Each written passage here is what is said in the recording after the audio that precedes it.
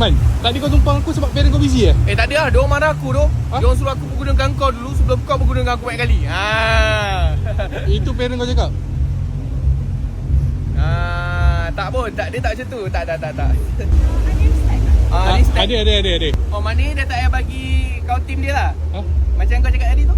Dia kata tak boleh lah. Man, aduh. Kau kan kata diorang ni selalu careless kan? Dengan kali masuk je kalau masuk. Oh, kiranya dah tak payah kau tim dia lah. Dah boleh masuk lah. Ke tepi tu. Oh, kiranya kita bincang lain punya cara lah untuk menyelin nak masuk tu. Man. Benda macam tu tak payah cakap pun. Oh, ya? Tak payah cakap depan dia. Bodoh siang kau ni. Man, kau tahu tak kenapa Todak ada kat KL Face? Mampus lah. Kau dah siap pakai baju dia, kau dah datang masuk KL Fashion Week dia. Aku kisah.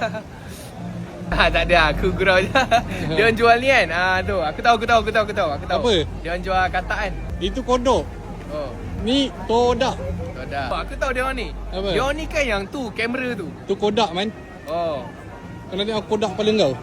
Sumpah aku tahu tu. Apa? Aku tahu tu. Solos. Ciku guys Momo kan. Sumpah aku tahu. Alah, tak tahu cakap dia tak tahu. Tak payah menipu lah. Diorang sebenarnya tengah involve nak jadikan brand ni lebih daripada sekadar fashion tau. Dari gaming ke fashion show, mesti gempak gila lah. Kau tahu tak kenapa Todak KL Fashion Week ni special? Sebab ni tahun ke-10 diorang tau. Showcase ni juga penanda permulaan satu chapter baru untuk diorang.